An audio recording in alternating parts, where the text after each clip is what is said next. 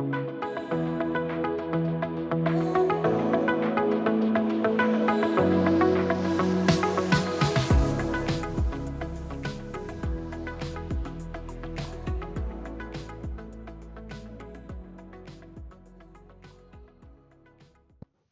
afternoon. My name is David Plant, and I'm the Director of Relationship Development here at John Gielman Associates. And I'd like to welcome you all to our webinar on retirement income planning around the specific topic of when should I start taking Social Security. It's being presented off of an article that Jason Nickerson, our COO and Senior Advisor, wrote for CNY C-Suite Magazine. And we're really excited about this one because it delves deeper into the topic of when you should take Social Security, providing alternative thoughts around that question as opposed to the standard answer you may have heard, hold off until as long as you can. So with that, a brief disclaimer. The information discussed in this presentation is current as of the date noted and is for informational purposes only. It does not intend to address the financial objectives, situation, or specific needs of any individual investor. Any information is for illustrative purposes only and is not intended to serve as investment, tax, or legal advice, since the availability and effectiveness of any program or service is dependent upon your individual facts and circumstances. The products and/or service descriptions, if any, provided in this webinar are not intended to constitute offers to sell or solicitations in connection with any product or service. And with that, Jason, take it away. Great, thank you, David. Just one more quick reminder on logistics. Send questions in via the chat box. We're gonna leave some time at the end to answer those. And just for everyone's confidentiality, we ask that you leave your cameras off, and then to eliminate a lot of background noise, we just ask that you leave your mic on mute. So as David said, wrote an article for a publication called CNY C-Suite Magazine, sponsored content that we do. This is a magazine that's published 4 times a year. And the purpose of the article was, as David said, to kind of bring to light some non-common thought processes around Social Security, but even highlight some of the, taking a step back away from Social Security specifically and highlight the impact on retirement income planning overall. So if you haven't seen the article, haven't read the article, we're happy to send that to you. But let's dive in because where I want to start is actually not with Social Security at all. I think the thought processes that we see people go through in their retirement planning is they do a very robust retirement plan, but then come to the decision-making time around Social Security, and it's almost as if it's a decision in a vacuum, right? There isn't much relation back to the retirement plan or the retirement income plan overall. And we think that these decisions are inextricably linked together. It shouldn't be that I've got this great plan and I can retire, but then now I need to make a separate decision about Social Security. We think these things are linked. So how I enter the article is actually start talking about retirement income planning, not about Social Security and the alternative thought processes, but about retirement income planning in general. And so let's start there. And we are going to get into specifics on Social Security, but let's start with a couple of the core questions, right? Because we think that the decision-making on Social Security, those are further down the road decisions once we kind of answer these. How much income will I need in retirement? And then where will my income come from? So let's touch on these in that order. So we really think that there's 2 very solid approaches to determining how much income you'll need in retirement, and really kind of they're determined which one you use by what stage of life you're in. The 2 core methods we kind of look at, cash flow methodology or percentage of pre-retirement income. Now, the cash flow method is very robust, very intense, very detail oriented, and this is the type of analysis that you're going to go through as you're in that pre-retiree stage and really deciding, can you retire, have you saved enough, and where this income is kind of coming from. The percentage of income, this is the one that often gets touted in media or talked about quite a bit, the percentage of pre-retirement income. And we've seen guidelines that are 70, 80, 90% is what we need. But honestly, that is not always reality, right? Because what I would tell you is that retirement income is not linear. You don't spend the same from day one of retirement to the last days of your retirement, right? So this is where the cash flow model comes in really well, where you can get down to projections that will sort of match what your spending behavior is like. So where do we use percentage of pre-retirement income? Because as I said, it's one of the two core methods we tend to use. Well, if you're in your 20s, 30s, 40s, and you're trying to save for retirement, you got to, if you save and aim for nothing, you're going to hit it, right? As the famous saying goes. So what should we be aiming for? Well, if we said, well, I want to get to a certain percentage of my pre-retirement income, you can run calculations to back into how much you should be saving. And honestly, this is about as accurate as you're going to get in your 20s, 30s, 40s, because when we start running detailed cash flow models with our clients, we recognize that projections really are no good after about 5 years. And maybe we give it out to 10 years, but our spending behaviors and different things in our lives come up that change, that really kind of change the plan overall. So let's put percentage of pre-retirement income to the side. That's something we can use to determine early in life savings goals and formulas. And the cash flow methodology tends to be the better formula to determine retirement income need. And this is what's coming in, what's going out, and how is that going to change in retirement, okay? But if someone really was, kind of pressing us and saying, well, what do the rest of your clients look like? Or what does the population look like? What is the average income? The U.S. Census Bureau actually does publish median and mean numbers for different age brackets of retirement income. This is the 2021 data. And just for a terminology standpoint, the mean, little mathematics refresher, that's your average, right? So adding up the number of variables divided by the number of variables. So it shows you that there is actually a spike in retirement income in that 65 to 74 bracket. Now, why could that be? Well, because people are retiring then, right? And people who are retiring then may be more active, can be when they're claiming Social Security, as David alluded to, where we're all coached to wait until full retirement age. So there's a number of reasons why. So this isn't really good data for anyone to base their lifestyle off of, but it is out there if you find it helpful. It certainly is published. So it is very much personalized, as all decisions should be. How much income do I need? And then answering the next question of where will the income come from? So we're really kind of seeing a shift here over the last couple of decades of where people's retirement income is coming from. Parents, grandparents, prior generations really relied heavily on pension and Social Security to make up almost 100% of their retirement income. And that has certainly shifted with the invention of the 401k and 403bs and other employer retirement plans, and the popularity of IRAs and Roth IRAs and so on. And anymore, with the cost of carrying a traditional pension plan as they had been in generations prior, they're very costly programs for companies. And we've seen companies end pension programs or evolve their pension programs to things called cash balance pension plans to both reduce costs, but also meet the needs of the transient workers, where they're not stuck with keeping track of this pension with a prior company. They can roll over lump sums when they separate from service to IRAs or take it to the other company and so on. So we're seeing a greater reliance on financial assets these days, and that's our accumulated savings, lessening reliance on pension income because it's forced on us. Their pension plans are all but going away.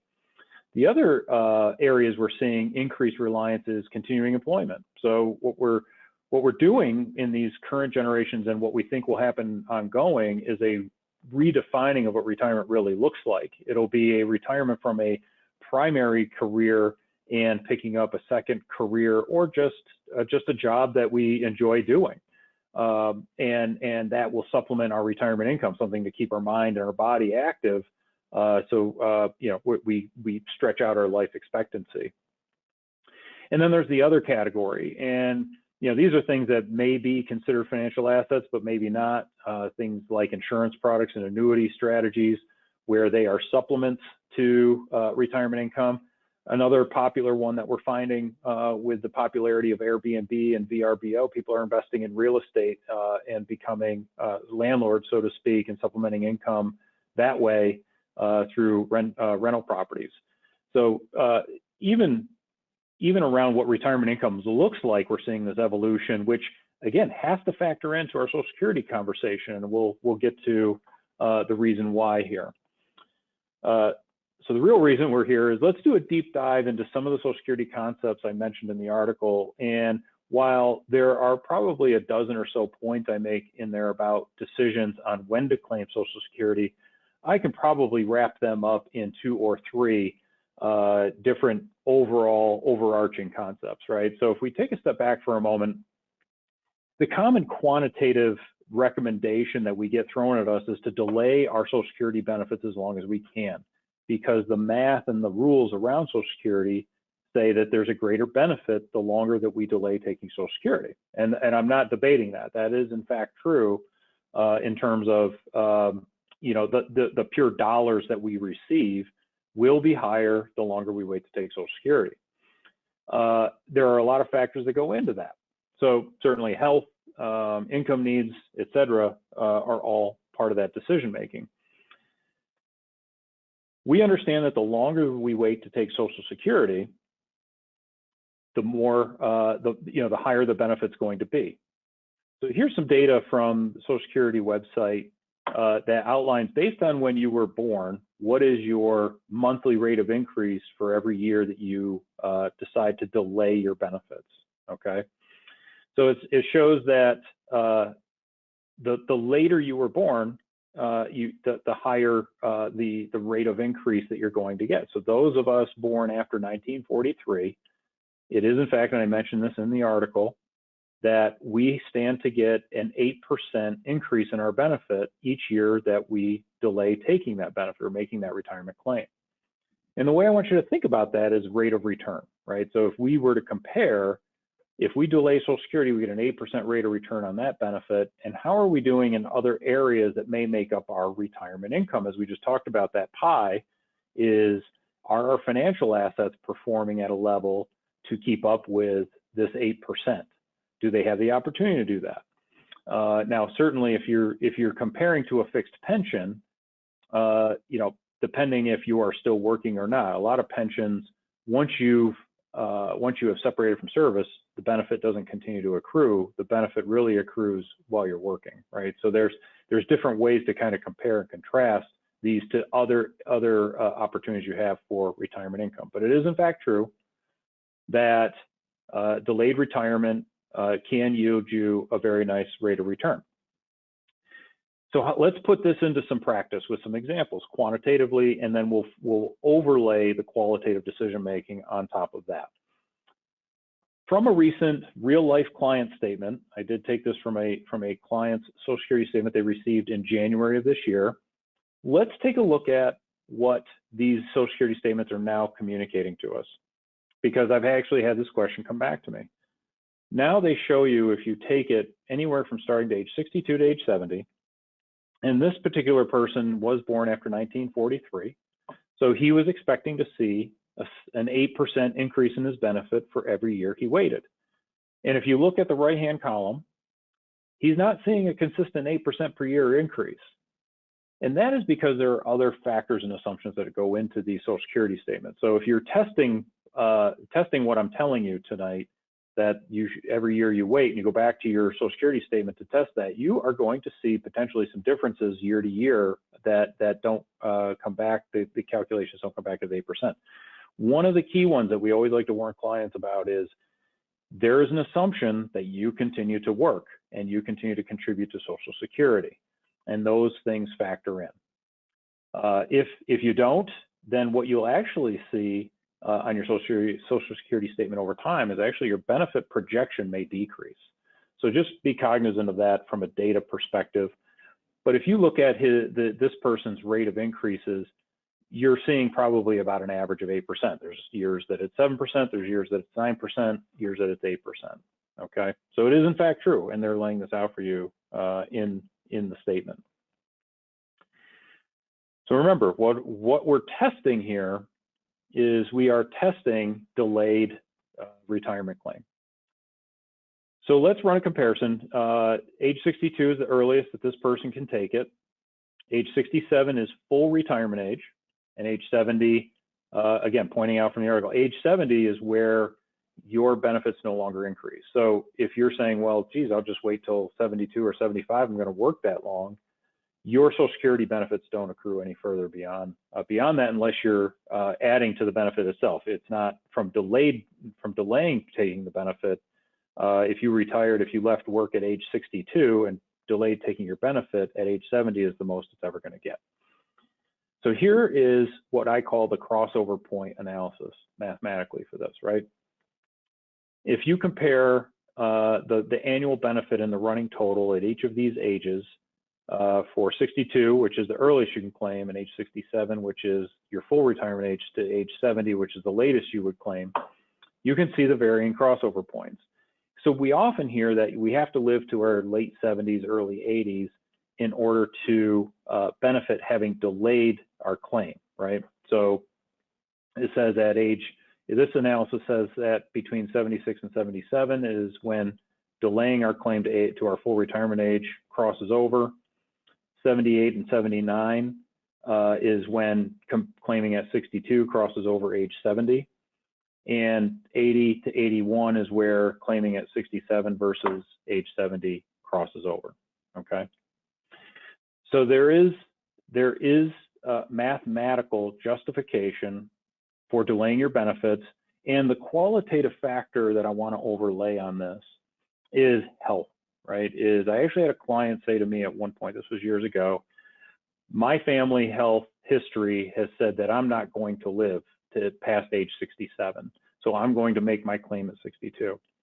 And, you know, none of us have an expiration date stamped on us anywhere. So how do we know?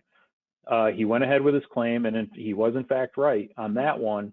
And it didn't impact his spouse's benefit at all, because she had also worked full time and had her own benefit roughly equivalent to his. So the math is correct that delaying will benefit you. But where we have to then take this conversation is the counterpoint to this.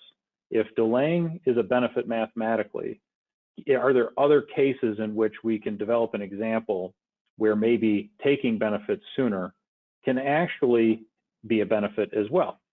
And so what I talk about in the article is leaving Social Security to heirs versus other assets. And I want you to, anyone listening in, take a moment and think about Social Security versus having an investment account. So if we just take those two simple things, right? Social Security, we can benefit our spouses, okay? If we were to predecease our spouses, they get the higher of their benefit or our benefit, just in very simplistic terms. There's more details to that. But beyond our spouses, no one else is going to benefit from our Social Security benefits, okay? So if we now move over to our investment account can benefit us, can benefit our spouse, can benefit other heirs like children, grandchildren, can benefit charities, and so on.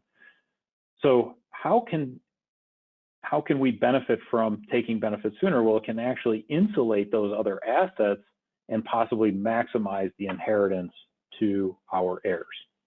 So here's a simple calculation example of that. What we're developing is, again, very simplistic scenario, either starting at age 62 or starting at age 70. And we're comparing the benefit. We're using the same numbers, the same examples that we have been. If we claim at 62, the annualized benefit is $27,516. And assuming we have a $500,000 portfolio at that time, and it's going to earn 5% per year, versus age 70, having the same $500,000 portfolio earning 5%, but if we wait to age 70, we're going to capture almost $50,000 of Social Security benefit, so about double of what we would if we claimed it at 62. So if you're claiming at 62, and we just, again, I'm trying to keep this very simple, let's assume that your income need from somewhere to make up the remaining income you need is about $27,500. So what the first set of columns says is that if you claim at 62, the income need that you have, the income gap, 27,500, you're getting that from Social Security versus your portfolio, which then is allowed to compound and earn at 5% annualized rate.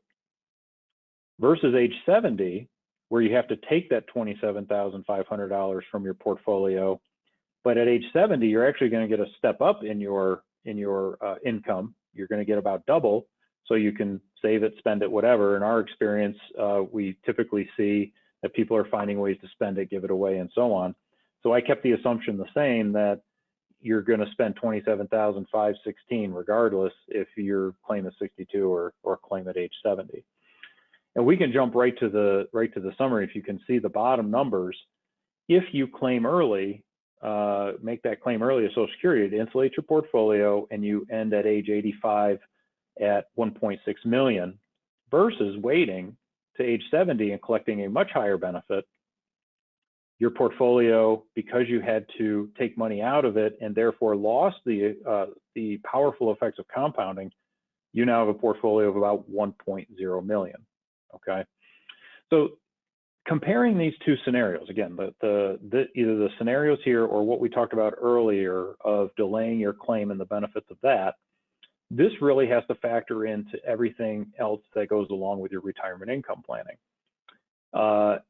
Is it important to you in this discussion to leave much more to heirs or charity or whomever is going to benefit from your estate?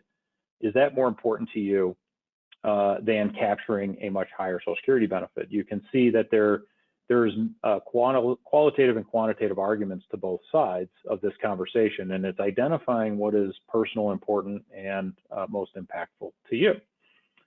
And so that's where we kind of come to number 3, which covers a lot of the other points I had made in the article about Social Security.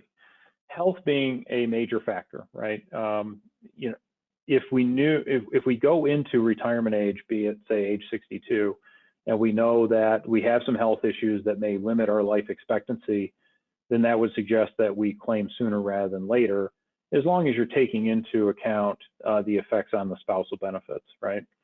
But if we're in very good health and we expect to live a long time, and there's reasonableness to where we're going to make up the rest of our retirement income needs, then we can certainly delay our claim for Social Security benefits. But we're at that point in time, we're also saying that perhaps leaving the largest estate possible to our benefactors is not number 1 priority, right? So this is what, going back to my point, is that the decision making in these is not made in a vacuum, and there's a lot of other factors that have to be brought in. Continuation of work. Again, like I said, the makeup of retirement income is evolving over time, and we're seeing a lot of people continuing to work. There is a limitation if you are claiming prior to the age full retirement age on how much you can earn before your Social Security benefits become reduced, okay? And it's a reduction that can ultimately benefit you on the back end. But that dollar amount's about $20,000 this year that you can earn if you're under full retirement age. Once you reach full retirement age, there is no limitation you can claim. And again, you wouldn't want to delay your claim beyond age 70 unless you were earning much more than you had been, say, in your prior years, okay? So continuation of work can work for you, or can work against you, because it can limit your Social Security if you're going to claim it. But it can also serve you mathematically that if you don't need to claim your benefits, you can allow your Social Security to increase at that 8% level like we saw. Spousal benefits is another consideration. Your benefits and when you claim can actually impact the benefits that your spouse will receive, okay? And there's some formulas there, but what I would share with you, but not getting into a great amount of detail here, is, as I said earlier, your spouse can benefit from the higher of theirs or yours as one potential consideration, but also the discount. If you claim at 62, it can impact what they can get later on as well. Okay, so that's additional consideration if that's important.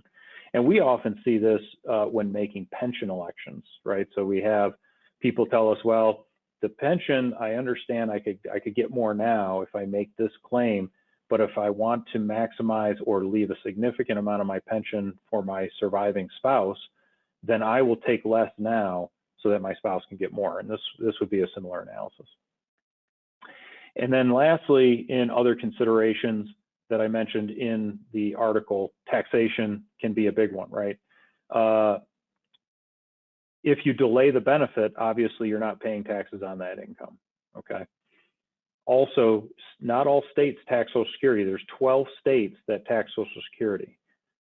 So if you're thinking and your decision making is, I want a very tax efficient picture, then maybe claiming Social Security earlier makes sense, because you could be living in a state that does not tax Social Security versus, well, I'll leave Social Security and delay my claim, and I'll take from my IRA. Let's say that's your other choice. Well, depending on state tax laws, your IRA may be taxable where your Social Security is not. This can then roll into the additional aspect that delaying obviously is a benefit, but taking sooner, like we saw earlier, if you take your Social Security sooner, it's maybe not taxable to the state, but also then your portfolio is left to grow and compound over time. So you're avoiding taxation potentially, as well as increasing the legacy that you're leaving for beneficiaries. So again, just to summarize, I think this conversation is oversimplified at times. I think it's often talked about very much in a vacuum and more mathematically, and there seems to be one conclusion that reigns above the rest, which is we should do everything possible to delay our Social Security claim. And what I hope I have talked about tonight has made us rethink that a little bit, and saying it's not always about the math and about what gets us the highest benefit, because there are other factors in play in the legacy that we're leaving to our heirs or benefactors, taxation.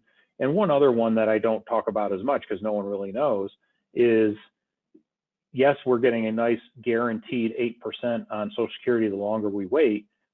And we talk about that as a guarantee, but maybe somewhat falsely, right? Because Social Security is very much in the news and talking about changes about saving money for Social Security, because it's basically running short, as we hear about a lot, versus a portfolio.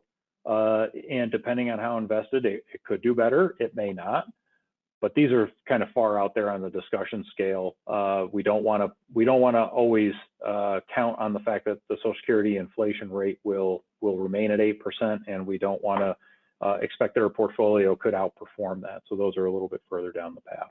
So again, just to summarize one more time, I'm hoping what you're coming away with tonight is the fact that it's not as easy as just delay Social Security, but it needs to be a part of the bigger conversation, and the decision you make around Social Security should be impacted by the decisions you're making in other areas of your retirement income planning.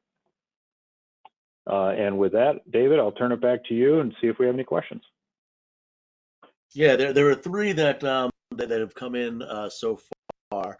The first one being, if someone is considering has already started taking Social Security, and after looking at this, or do they have any other options once you start? Are you able to stop it? That's a good question. It's something that I would have to go back and look at again. There used to be, Social Security rules have changed substantially over the years. There used to be many more planning opportunities than there are now. There used to be, and I want to repeat that emphatically, there used to be the ability to stop or pause your claim and even pay back.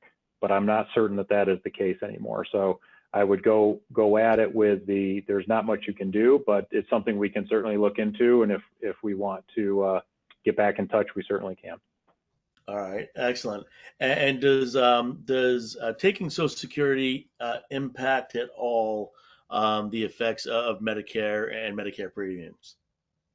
So that's a great question. I want to broaden it a little bit, right? So for those that are on the call, Medicare premiums are impacted by income, okay? And you'll hear the abbreviation IRMA, and that's an income-related adjustment that is applied.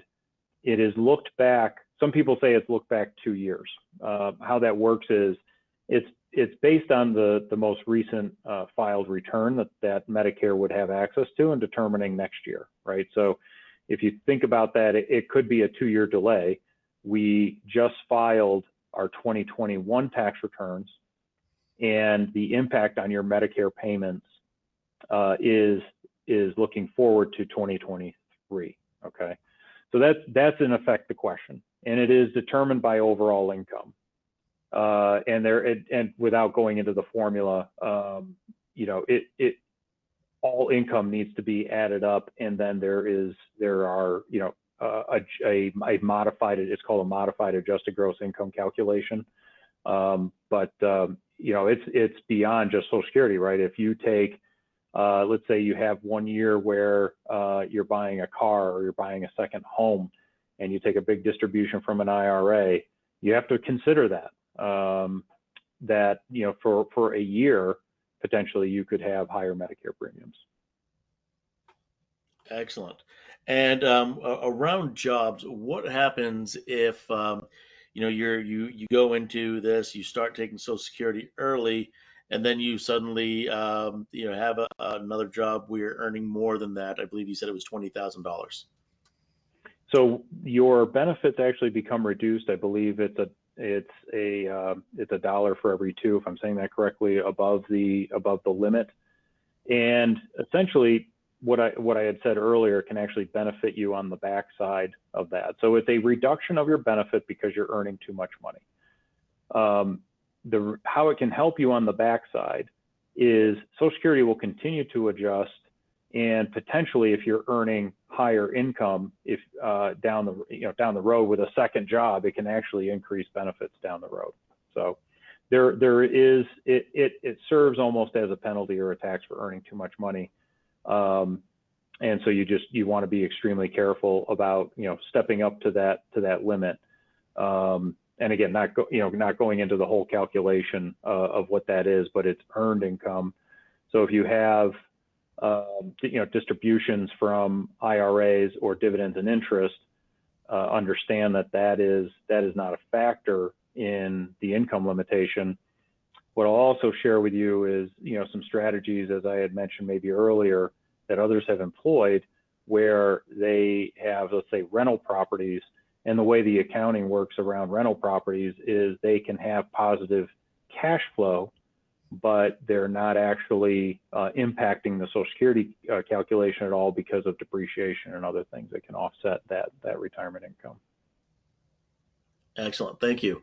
Those are all the questions that were sent in to me directly. I will open this up to anybody in the audience if you have additional questions.